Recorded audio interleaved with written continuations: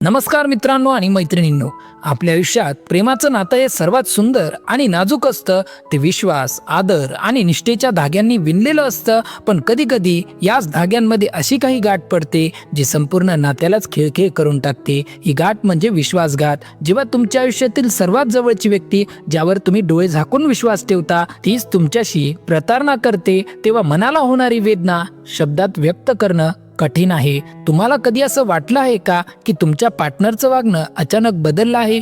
तुम्हाला संशयाचा एक छोटासा किडा कुरतडतोय, पण तुम्हाला खात्री नाही. तुम्ही विचार करत असाल, हे खरं आहे की माझा केवळ भ्रम? आज आपण याच गूढ प्रश्नांची उकल करणार आहोत. आज आपण अशा 9 धक्कादायक चिन्हांबद्दल बोलणार आहोत, जी तुम्हाला मदत करतील हे ओळखण्यासाठी की तुमच्या जोडीदाराने तुमच्या पाठीमागे दुसऱ्या कोणासोबत वेळ घालवला आहे की नाही. हे फक्त संकेत आहेत, पुरावा नाही. पण हे संकेत अनेकदा इतके स्पष्ट असतात की ते नजरेआड करणं शक्य नसतं. यावर विश्वास ठेवू नका किंवा लगेच कोणताही निर्णय घेऊ नका. फक्त निरीक्षण करा, विचार करा आणि मग ठरवा. कारण कधी कधी सत्य इतकं कटू असतं की ते स्वीकारायला मन तयार नसतं. पण सत्य जाणून घेणं हे नेहमीच महत्त्वाचं असतं, कारण सत्य हेच तुम्हाला या वेदनामय परिस्थितीवर मात करण्याची शक्ती देतं. चला तर मग सज्ज व्हा या 9 धक्कादायक चिन्हांना सामोरे जाण्यासाठी, जे कदाचित तुमच्या नात्यातील काही अनुत्तरित प्रश्नांची उत्तरे देऊ शकतील. सर्वात आधी आपण त्या बदलावर लक्ष केंद्रित करूया जो सर्वात आधी जाणवतो,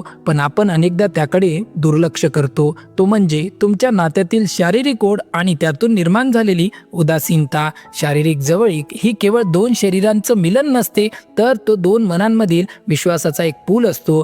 जेव्हा हा पूल कमकुवत होतो, तेव्हा त्याचे पहिले लक्षण म्हणजे शारीरिक उदासीनता. जर तुमच्या जोडीदाराने अचानक तुमच्या स्पर्शाबद्दल कमालीची उदासीनता दाखवायला सुरुवात केली असेल, तर ते धोक्याचे लक्षण असू शकते. पूर्वी ज्या व्यक्तीला तुमची छोटीशी मिठी किंवा प्रेमाचा स्पर्श आनंद द्यायचा, तीच व्यक्ती आता तुमचा हात हातात घेतानाही संकोच करते किंवा जवळीक साधताना जाणीवपूर्वक टाळटाळ करते. हा बदल एका रात्रीत होत नाही, पण जेव्हा तो होतो तेव्हा तो खूप काही सांगून जातो. ती आता पूर्वीसारखी तुमच्या डोळ्यात डोळे घालून पाहत नाही किंवा रोमॅन्टिक क्षणांमध्ये तिचा उत्साह पूर्णपणे मावळलेला असतो. जेव्हा तुम्ही तिला जवळ घेण्याचा प्रयत्न करता, तेव्हा तिचे शरीर पिघळण्याऐवजी एखाद्या दगडासारखे कडक होते. हे केवळ शारीरिक थकव्याचे लक्षण नाही, तर हे त्या भावनिक अंतराचे लक्षण आहे जे तिने तुमच्या आणि स्वतःच्या मध्ये निर्माण केले आहे. तिची शरीर बोली स्पष्टपणे ओरडून सांगत असते की तिला आता तुमच्या स्पर्शात रस राहिलेला नाही. ती तुमच्यासोबत एकाच खोलीत असते, एकाच बेडवर असते, पण तिचे मन कुठेतरी लांब दुसऱ्याच कोणाच्या तरी आठवणीत गुंतलेले असते. ही खामोश उदासीनता नात्याला आतून पोखरून काढते आणि तुम्हाला एकटेपणाची जाणीव करून देते. शरीराचा हा थंडपणा बरंच काही सांगून जातो, पण जेव्हा ही व्यक्ती बाहेरून आल्यावर तुमच्याशी बोलण्याऐवजी थेट बाथरूमकडे धावते, तेव्हा संशय अधिक बळावतो. कारण हा असतो स्वतःला स्वच्छ ठेवण्याचा आणि शुद्धीकरणाचा एक अस्वाभाविक विधी. जर ती व्यक्ती बाहेरून आल्यावर पूर्वीप्रमाणे तुमच्याशी गप्पा मारण्याऐवजी किंवा चहा पिण्याऐवजी थेट बाथरूमकडे जात असेल, तर ते संशयास्पद असू शकते. त्या व्यक्तीला अचानक स्वच्छतेचे वेळ लागते. ती पूर्वीपेक्षा जास्त वेळ आंघोळ करू लागते आणि बाहेरून आल्यावर लगेच आपले कपडे लॉन्ड्री बास्केटमध्ये लपवून ठेवते. हे कशाचे लक्षण आहे? हे लक्षण आहे स्वतःच्या शरीरावरून दुसऱ्या कुणाचे तरी पुरावे मिटवण्याचे. जेव्हा एखादी व्यक्ती दुसऱ्यासोबत वेळ घालून येते, तेव्हा स्वतःच्या शरीरावर, केसांवर किंवा कपड्यांवर त्या दुसऱ्या व्यक्तीचा सुगंध, स्पर्श किंवा काही खुणा राहण्याची भीती त्या व्यक्तीला वाटत असते. हा पुरावा मिटवण्यासाठी साबण आणि पाण्याचा वापर एखाद्या ढालीसारखा केला जातो. इतकंच नाही, तर पूर्वी कधीही न वापरलेले महागडे परफ्यूमचा अचानक वापर वाढतो. हे सगळं स्वतःला चांगलं दिसण्यासाठी नसतं, तर कोणाच्या तरी सुगंधाला दुसऱ्या सुगंधाखाली दाबण्यासाठी असतं. ही क्रिया बऱ्याचदा तीव्र अपराध गंडातून जन्माला येते. शरीरावरचे डाग धुवून काढणं सोपं असतं, पण मनावरचा अपराध गंड लपवणं कठीण. मग स्वतःची चूक झाकण्यासाठी समोरच्यालाच गुन्हेगार ठरवण्याचा आणि तुमच्यावर अतिदोषारोप करण्याचा एक मानसिक खेळ सुरू होतो. ती व्यक्ती अचानक तुमच्यात चुका काढू लागते. तुम्ही मला वेळ देत नाही, तुमचं बाहेर नक्कीच काहीतरी सुरू आहे, तुम्ही फोन का लपवून ठेवताय, असे प्रश्न ती व्यक्ती तुम्हालाच विचारू लागते. हे वागणं खूप विचित्र असतं, कारण तुम्ही काहीही केलेलं नसतं तरी ती व्यक्ती तुम्हाला आरोपीच्या पिंजऱ्यात उभं करते. हे असं का होतं? कारण स्वतःला वाटणारा दोष तुमच्यावर थोपवायचा असतो. जर त्या व्यक्तीने तुम्हाला खलनायक ठरवलं, तर स्वतःच्या नजरेतलं स्वतःचं वाईट वागणं योग्य वाटतं वाटू लागतं. ती व्यक्ती विचार करते की जर हाच माणूस चुकीचा आहे तर मी बाहेर कोणाशी तरी नातं जोडलं तर त्यात काय चुकलं. हा केवळ एक संरक्षणाचा भाग असतो. ती व्यक्ती तुमच्यावर विनाकारण चिडते, छोट्या छोट्या गोष्टीवरून मोठं भांडण उकरून काढते. हे भांडण तुमच्यापासून लांब जाण्यासाठी एक सबब मिळवून देतं. जेव्हा एखादी व्यक्ती तुम्हाला आरोपीच्या पिंजऱ्यात उभं करते तेव्हा ती तुमच्यापासून भावनिकरित्या लांब गेलेली असते आणि तुमच्या नात्यात कमालीची भावनिक अनुपस्थिती जाणवू लागते. तुम्ही एकाच घरात राहता, कदाचित एकाच सोफ्यावर बसून टीव्ही पाहता किंवा जेवण करता, पण तुम्हाला प्रकर्षाने जाणवू लागतं की ती व्यक्ती तुमच्यासोबत नाहीये. ती व्यक्ती शारीरिकरित्या तिथे असते पण तिचं मन आणि तिच्या भावना 7 समुद्रापार कुठेतरी लांब असतात. तुम्ही काहीतरी उत्साहाने सांगता पण समोरून फक्त किंवा बरं एवढंच थंड उत्तर येतं. त्या व्यक्तीचं लक्ष तुमच्या बोलण्याकडे नसतं. ती सतत स्वतःच्या विचारात हरवलेली असते. पूर्वी जी व्यक्ती तुमच्या बारीक सारीक गोष्टींची काळजी घ्यायची आता तिला तुमच्या अस्तित्वाची फारशी ओढ राहिलेली नसते. त्याच्या डोळ्यात पाहिलं तर तिथे पूर्वीसारखी चमक किंवा प्रेम दिसत नाही, तर फक्त एक रिकामा कोरडेपणा जाणवतो. हा भावनिक दुरावा शारीरिक अंतरापेक्षाही जास्त घातक असतो. भावनिकरित्या लांब गेलेली व्यक्ती कधी कधी खूप घाबरलेली असते आणि हीच भीती लपवण्यासाठी ती अचानक तुमच्यावर अतिप्रेमाचा असा काही वर्षाव करते जो नैसर्गिक वाटण्याऐवजी खूपच बनावट वाटतो. हे थोडे विरोधाभासी वाटू शकते, पण अनेकदा अपराध गंडाने ग्रासलेली व्यक्ती आपले वर्तन लपवण्यासाठी जास्त प्रेम दाखवते.